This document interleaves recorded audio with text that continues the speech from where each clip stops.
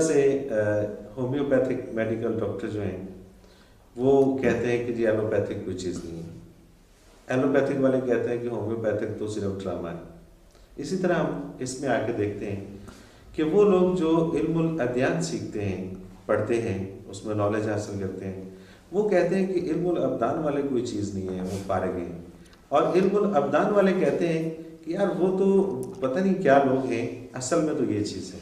علم الابدان والوں کو تو میں زیادہ الزام نہیں دوں گا، چونکہ علم الابدان بحث ہی صرف مادیت کو کرتا ہے، لیکن علم الادیان والوں کو یہ نہیں کہنا چاہیے، کیونکہ علم الادیان سارا تو اسی مادی کائنات سے بحث کرتا ہے۔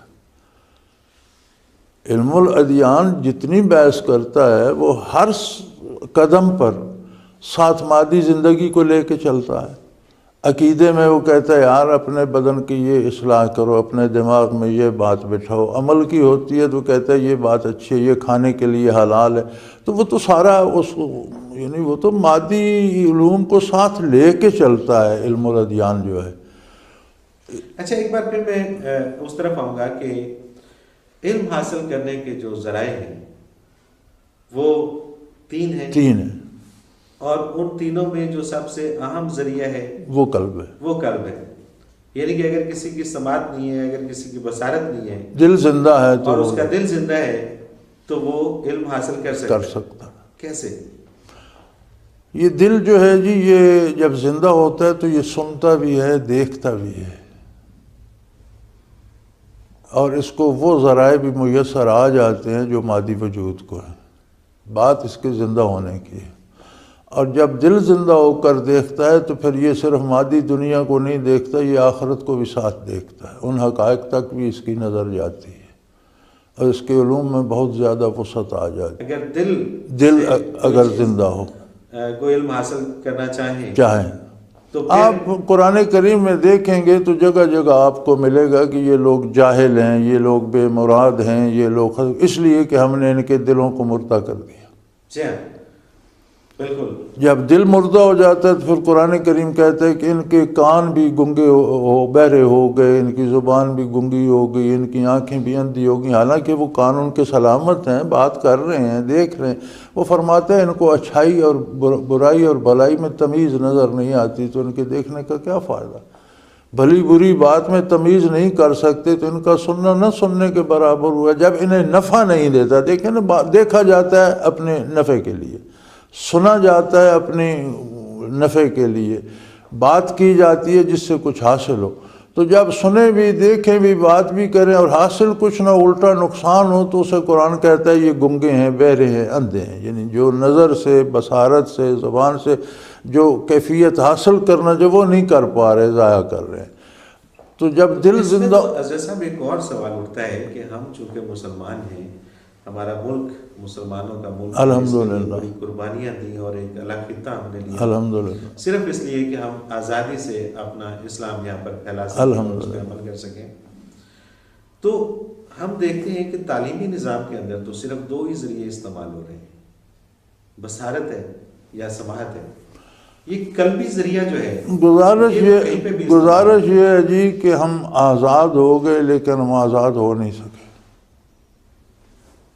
ہمیں یہ خوش فہمی ہے کہ ہم آزاد ہیں۔ آزادی ہوتی ہے کہ آپ اپنی مرضی سے جی سکیں۔ ہم جی رہے ہیں اسی کالونیل سسٹم کے تحت جو لارڈ کلائیو نے بنایا تھا، یعنی ہم کہنے کو آزاد ہو گئے، لیکن ہوا یہ کہ کچھ خاندان مالکوں کی جگہ، انگریزوں کی جگہ آ کر بیٹھ گئے، اور باقی پورا ملک ان کا غلام ہو گیا، سلیب ہو گیا۔ چونکہ ہمارا سسٹم سلیوری ہے، جو انگریز نے سلیوری سسٹم بنایا تھا وہی چل رہا ہے۔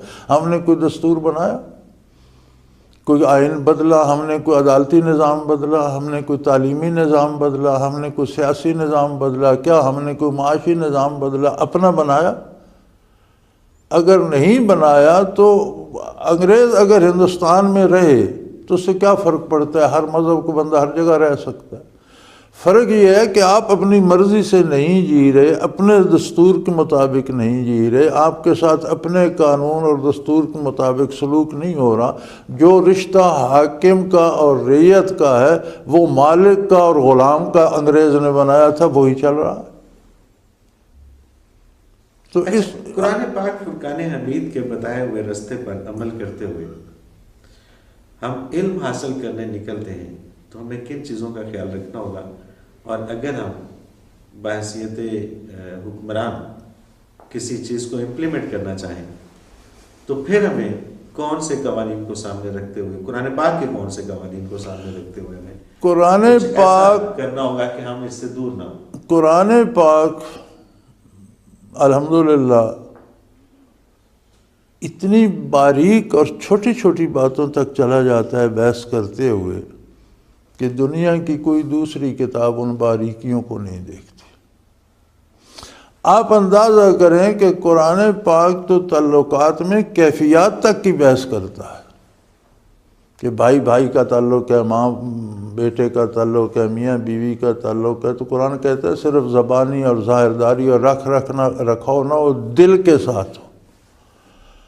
دنیا کا کوئی علم اس حد تک جاتا ہے کہ آپ کی کیفیات قلبی بھی جو ہیں وہ درست ہونی چاہیے۔ طریقے بتاتے ہیں علم الابدان والے، لیکن قرآن تو اس کی تہ تک اور اندر تک جاتا ہے اور ہر بات کو بہت باریکی تک دیکھتا ہے۔ یہ الگ بات ہے کہ ہم نے قرآن سے سمجھنا چھوڑ دیا، ہم نے قرآن کو اہمیت نہیں دیا، بولتے ہم قرآن پڑھتے نہیں ہیں، پڑھتے ہیں تو ثواب کے لیے کچھ پڑھ لیا، پتہ کوئی نہیں اس کا مفہوم کیا ہے، معنی کیا ہے، تو اس طرف ہمارا رجحان کم ہو گیا۔ ہم نے یہ صرف مولوی صاحب پر اور ان کے شاگردوں پر چھوڑ دیا، وہ پڑھتے رہیں سمجھتے رہیں۔ اور قرآن تو ہر انسان کے لیے، یعنی کمال مزے کی بات یہ ہے قرآن تو کافروں سے باتیں کرتا ہے اور ان سے بحث کرتا ہے کہ بھئی کیا کر رہے ہو تم، کیوں عظمت باری کو نہیں پہچانا؟ آپ دیکھتے نہیں جگہ جگہ کہتے ہیں یا ایھا الکافرون، اے انکار کرنے والو، اے بھاگنے والو، میرے پاس آؤ، بات کرو، سمجھو، بتاؤ تمہیں کیا اعتراض ہے، کیوں تمہیں ان چیزوں کی سمجھ نہیں آ رہی؟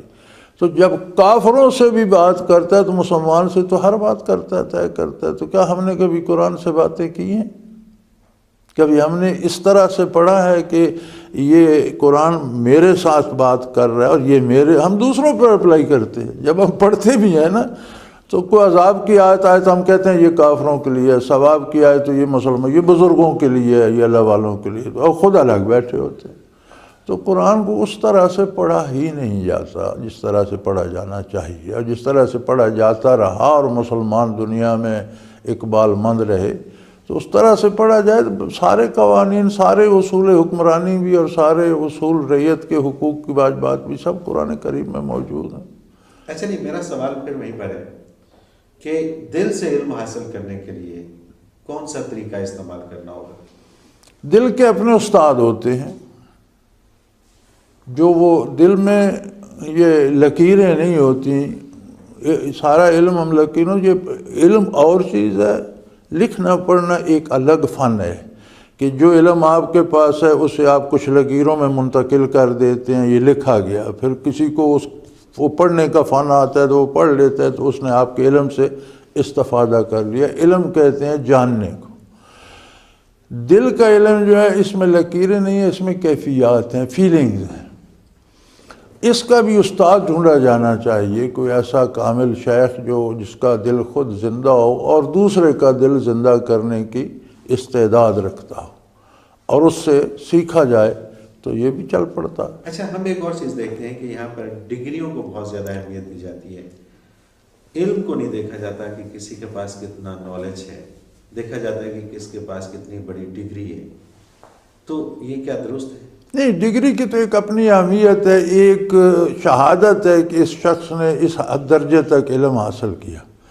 اب وہ علم اس کا حال بنا، اس علم کو وہ کس شعبے میں استعمال کر سکتا ہے، کیا وہ پڑھا سکتا ہے، کیا وہ چیزیں ایجاد کر سکتا ہے، کیا وہ تصنیف کر سکتا ہے، اس میں کوئی تمیز نہیں کرتا۔ اس میں تمیز ہونی چاہیے کہ اس کے پاس پی ایچ ڈی کی ڈگری ہے لیکن کیا یہ آگے علم منتقل کر سکتا ہے؟ اگر کر سکتا ہے تو اسے استاد ہونا چاہیے۔ حضرت صاحب، ہمارے پروگرام کا وقت اپنے اختتام کو پہنچ گیا ہے۔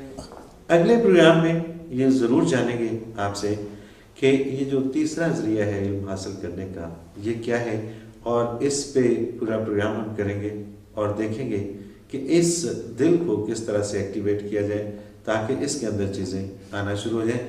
ناظرین محترم، آپ اسکرین کے اوپر ایک سٹیپ دیکھ رہے ہیں جس پہ ہمارا ای میل ایڈریس لکھا ہوا ہے almurshid313@hotmail.com۔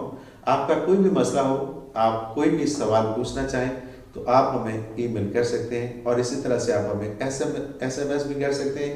ایس ایم ایس کرنے کے لیے اسکرین کے اوپر ایک نمبر آ رہا ہے، یہ آپ نوٹ کر لیجئے 033349555021۔ اس پہ آپ ہمیں ایس ایم ایس کر دیجیے گا اور ہم آپ کے تمام سوالات کے جوابات حضرت صاحب سے لیں گے اور آپ تک پہنچائیں گے۔ اس کے ساتھ ہی منورتی کو اجازت دیجیے۔ اللہ حافظ۔